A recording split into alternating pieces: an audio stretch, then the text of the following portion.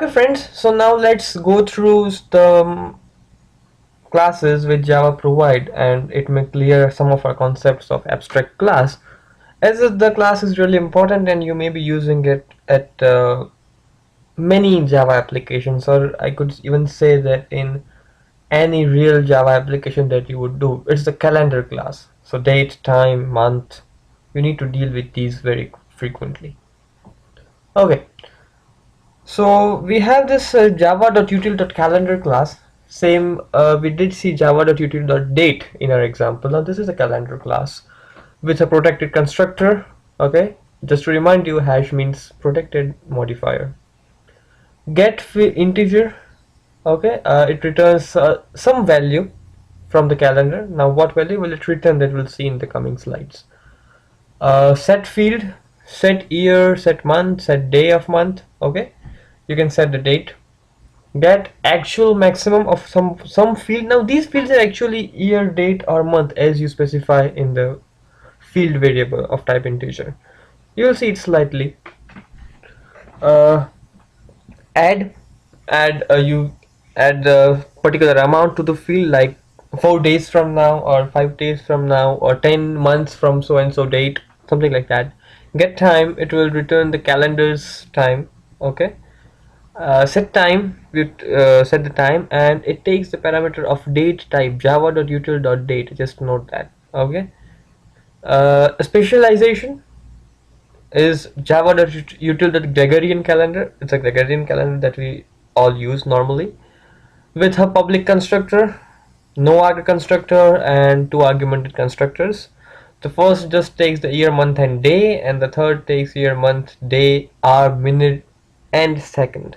Okay, and the month parameter over here is zero base, means January is 0, February is 1, March is 2, April is 3, and so on and so forth. Okay, so this is the Gregorian calendar that we want to deal with.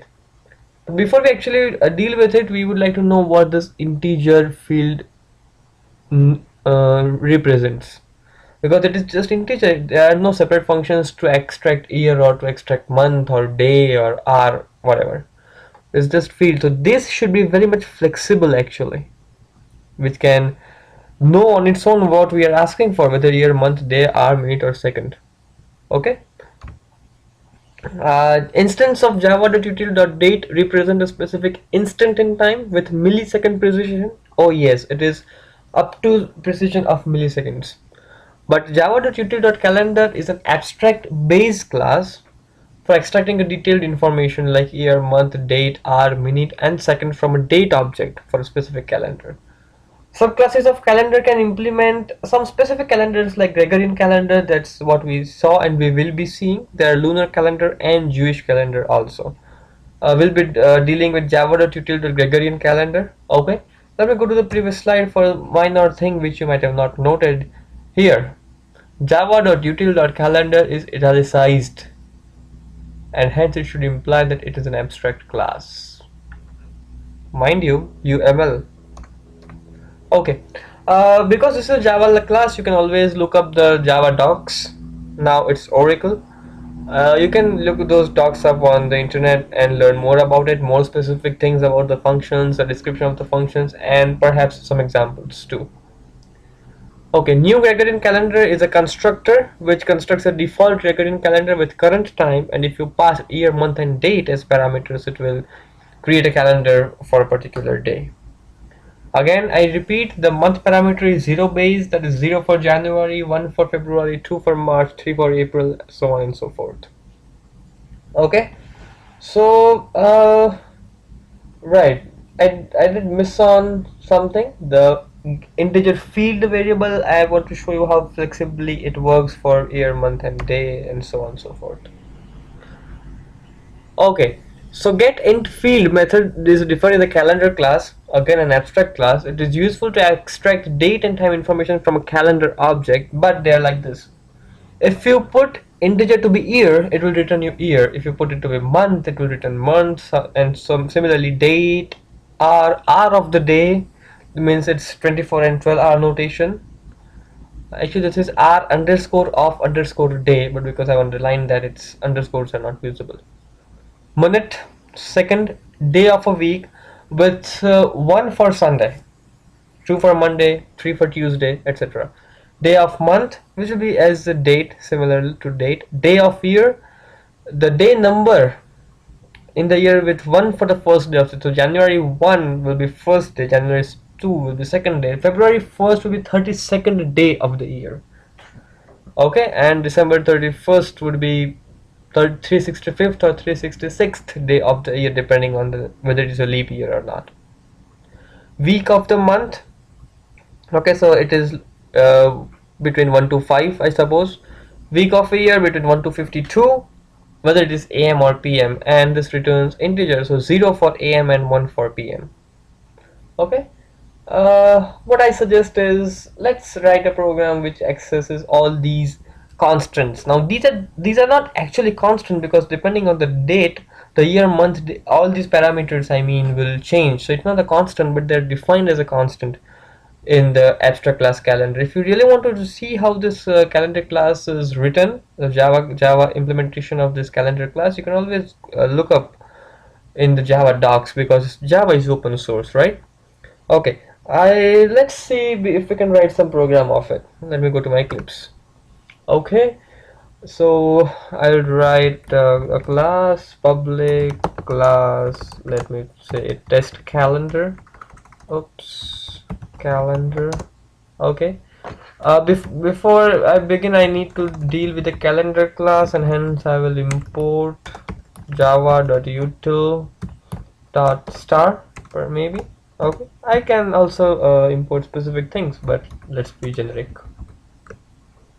And this will be an executable point in the function public static void main string args. I'm writing a program, so I highly encourage you to write program with me. Okay, let me create an object of a calendar class. I'll put it to be C, and I want this to be instantiated as a Gregorian calendar. Okay, mind you, calendar is an abstract class, and hence I cannot instantiate the calendar class directly. Okay, system.out.println. What should we print? Let's set the current time, because the calendar will have current time by default.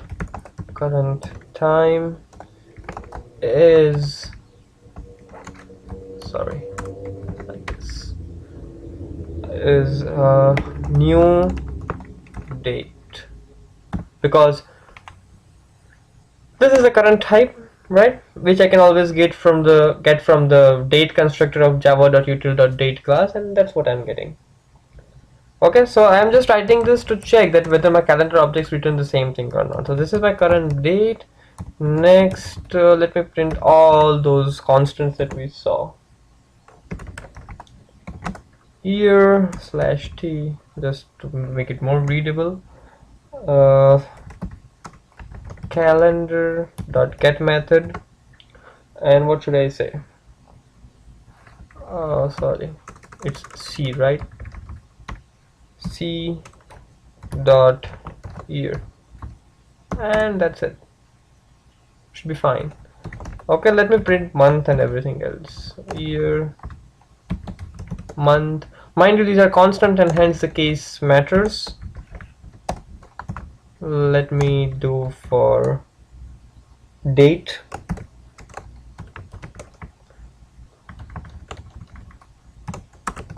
Okay, what else? Let's print the hour, minute, and second also.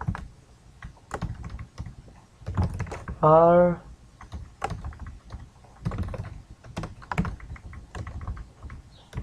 minute,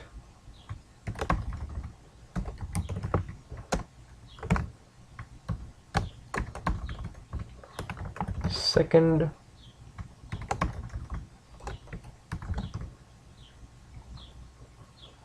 okay, so let's see now. I think I am good. Let me run the program, and here's the output of the program. Okay, current time is Monday, April 21st, 16 48 56 EDT 2014. So year is 2014, month is 3 because January is 0, so April should be 3, date is 21, hour is 4, minute is 48, second is 56. Let me see what we can do if I want to print the hour in 24 hours format. It was hour of the day, right? Hour underscore of day. Okay, so hour of day. Let me run it again. So you see hour of day is 16. Okay. Similarly, you can always do for different other parameters like day of week, day of month, like day of week, day of month, week of month, week of year, AM, PM. Okay, you can always try those. So I leave that little exercise up to you, and let's create another calendar object for a specific date. I'll call it calendar C1 is equal to new Gregorian calendar. Year would be 2001. Sorry. Let it be 8th day and 11th month. Okay, 8th month and 11th day. Sorry, so 8th month would be September. It's 9/11 in a sense. Okay, and let me print something like system.out.println. What should I do? What should I do? Let me just write it down over here. September 11th 2001 is what day was it? Okay, I want to print what day was it. So like day name of week and C1 dot. Mind you, this function is not defined currently. I'll add that function. Day underscore of underscore week. Or rather, let me just print just to show you what it prints. If I write C1 dot day of a week, I'll remove the braces over here. Okay, and let me run the program again. Yeah, so day of a week is 7. Now what does this mean? 7 means what? Yeah, we know. I know means Sunday was 1, Monday was 2, Tuesday was 3, Wednesday 4, Thursday 5, Friday 6, so 7 should be Saturday. But I don't want it to print it like this. I want this to print Saturday, right? So let me create a function as I created day name, just like small, and I'll write a function public static day name. So return type would be string, and I pass it what? Some integer, and integer let me call day of week. Okay, so what I do is I essentially write the switch case over here. Switch over day of week case 1 return Sunday. Okay, I write case 2 return Monday, and similarly I complete this. Okay, case 3 will return Tuesday. Okay, and I need not write default, but I'll leave this for you to complete all other switch cases. And in default I will return null, but essentially this won't ever fall in the default case because ultimately I will be returning something. Okay, something like this you can complete, and over here instead of 7 you may print Saturday.